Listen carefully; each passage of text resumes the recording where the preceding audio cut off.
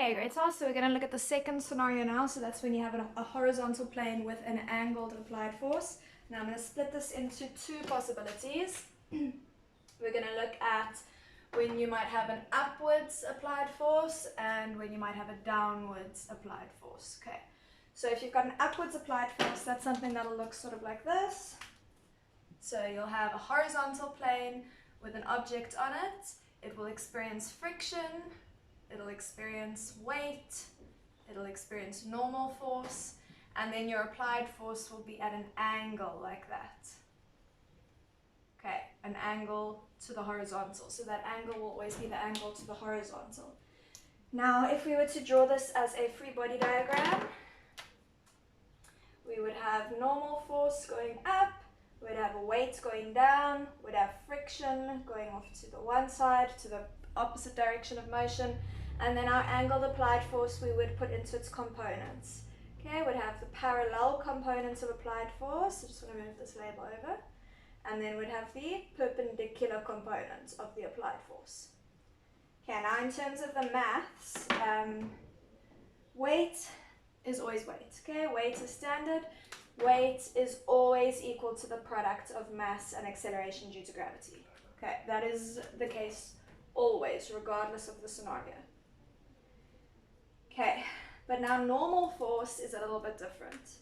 Okay, your normal force is not going to be equal to the weight in this case, because from Newton's third law, from Newton's third law and Newton's first law together actually, we know that the force exerted by our object onto the ground must be equal to the force exerted by the ground onto the object in order for our box to not be experiencing any vertical acceleration, which it isn't. Its vertical movement is stationary. It's going to be moving horizontally, which means that these two vectors together have to equal that vector. So that means that in this scenario, our normal force plus that F applied must be weight. So if I rearrange that, I'll get normal force equals weight minus the perpendicular component of the applied force. Okay, now in a little bit I'll get to expanding that, but for now that's how we find normal force here. Then that means for friction, we're still going to be using this formula, but then when you expand for friction, you'll expand it. The normal force won't become mg, it'll become W minus F applied perpendicular. Okay, and then obviously weight can always be expanded to mg as well. Okay, then, so we've done normal force, weight, and friction. Now let's look at our F applied. So we're just going to do a little triangular doohickey here. So we've got our, actually let's just look at it in the diagram. So we've got our F applied, and then this here would be F applied parallel, and that there would be F applied perpendicular. So if we're interested in expanding so that we have F applied parallel, okay, trig ratio, we want to link the hypotenuse to the adjacent, so that's going to be cos, so it'll be F applied cos of theta. Okay, and then also we're going to do the same thing for F applied perpendicular, but now we're going to be using the opposite ratio because the perpendicular component is the opposite to the angle, so we want to link opposite to hypotenuse, so that is sine. Okay, and then, okay, so that's each of our individual forces in the diagram. Now lastly, I always want to have a look at Newton's second law and how that might expand. Okay, F net equals ma. As usual for the right hand side here, you'd have to have a look, how does that affect, or you have to have a look in the question to see, look for a clue to see if we can make this side 0. Look for the word stationary or constant velocity, that'll make that side 0. And then F net will expand according to our free body diagram. So you choose a positive direction. I generally tend to choose right as positive. So I'm going to say F net expands to F applied parallel minus friction. And now these you could expand. So F applied parallel, you could expand to that. Friction, you could expand to this, which you might then have to further expand, hey? Weights could become mg, F applied perpendicular could become F applied sine of theta. Okay, and you could solve whatever needs solving using just that.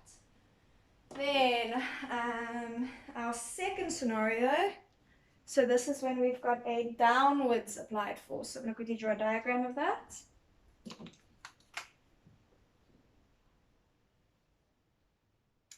Okay, let's draw it a bit smaller.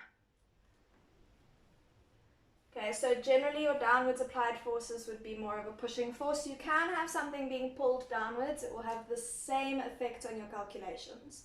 Okay, but I'm going to just do it this way. An angle of theta. It will experience friction. It will have a normal force. It will have weight. Okay, so if we were to draw this as a free body diagram, we'd have normal force, would have weight, would have friction. And now it gets a little bit tricky when it comes to drawing this. Remember your free body diagrams, you draw tail to tail. Everything has to start at that little guy there. So even though here our arrow starts up in the air somewhere and ends at our object, we don't want it like that. So we're going to take this arrow, not going to change the length of it or the angle of it, but we're going to just move it so that it starts at the circle. Or at the dot rather. So our applied force would be going like this, which means if we were to put that into its components, we'd have F applied parallel over there, and then going down would have F applied perpendicular, which makes sense, right? The perpendicular component of an angled force that's downwards would be down, it wouldn't be up. Okay, so I'm going to get rid of that little dotted line. Okay. Now, a lot of the maths is going to be quite similar. So weight here as well, weight is exactly the same. Weight is always equal to mg. Things get a little bit different in terms of normal force. So again, normal force is not equal to weight.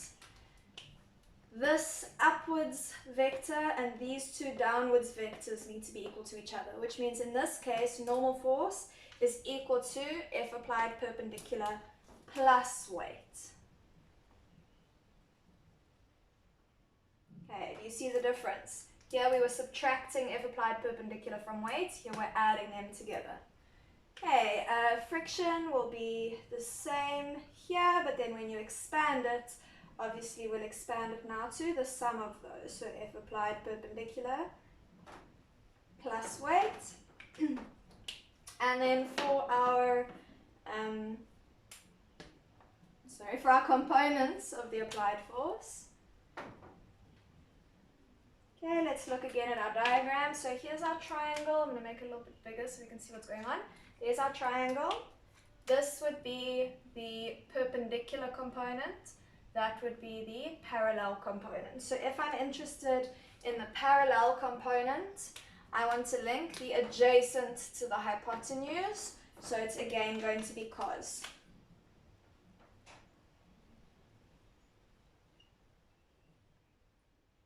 Is that right? Yes, yeah. Okay, then doing the perpendicular component. Here we want to link the opposite with the hypotenuse, so that's sine. Okay, and then lastly, as usual, I want to show you the expansion of Newton's second law. Not the full expansion, mind, just the little getting started expansion. So the right-hand side here, we would have to look for a hint about whether we can make that 0 or not. The left-hand side, we expand according to our free body diagram, which actually the horizontal components of the free body diagram look the same in both scenarios. So we would expand it the same. F applied parallel minus friction equals ma. The difference comes in the further expansion of this. Okay, friction especially. They look very different in the two different scenarios. Okay, so that's basically the notes for this section. I'm going to do one example with you, and then you guys are going to do that worksheet for me. Okay guys, so here's question A of our example. So we've got a 10 kilogram block moving at a constant velocity under an applied force of 12 newtons at 20 degrees to the horizontal, and they've given us that the kinetic friction is 10 newtons, and they've asked us to determine the coefficient of friction. Okay, so we only have one formula that has the coefficient of friction in it, so we can go ahead and immediately write down we're probably going to be using this formula, right? Okay, so let's see, what do we know? We know friction is 10 newtons. We're looking for that normal force we don't have, but maybe we can expand for it. So let's go Fk equals mu k times. My normal force in this scenario is going to be weight minus perpendicular component of applied force. Sorry, my cat's going to knock something off. That's fine. Okay. We still can't substitute yet because we don't know either of these values. So let's expand a bit more. We've got Fk equals mu k times weight is always mg, and applied force, the perpendicular component of applied force. If you can't remember it, just go and draw your triangle and figure it out. We want the perpendicular one, so we're linking opposite with hypotenuse. So that's sine. So it's F applied sine of theta. Let's look now. Yeah, we know everything. We can now expand. Okay, so this is going to be 10 is equal to mu k times 10 times 9.8 minus 12 sine of 20. And we're solving for mu k. So it's 10 divided by,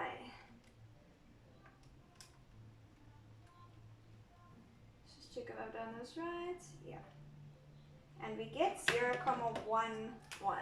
Okay, so the coefficient of friction is 0,11. Remember, coefficient of friction is unitless. And just a heads up, this number will stay this number no matter what we now do to the scenario. So in the next question, I'm actually going to change this applied force a bit. Or in the next question, sorry, I'm going to change this applied force a bit.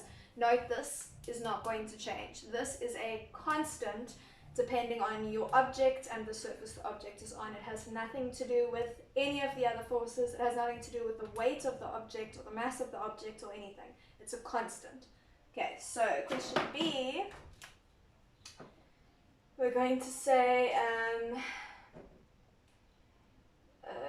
okay, what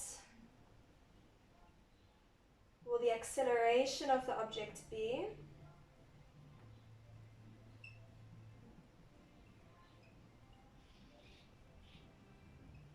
if theta is changed to 10 degrees? Okay, so we're going to lower this applied force a bit and see how the acceleration of the object. Okay, so we're going F net equals ma. Okay, the reason I picked this formula is because we're interested in acceleration. This and our equations of motion are the only formula we have that have acceleration in them. And we don't have any information about the motion of this object, so we can't use equations of motion. So I'm going straight to F net equals ma. Now I'm going to have to expand, so let me draw myself a free body diagram. I'm going to have normal force, weight, friction, the parallel component of my applied force, and then the perpendicular component of my applied force. Okay, so I'm going to use these two, so that's F applied parallel minus Fk.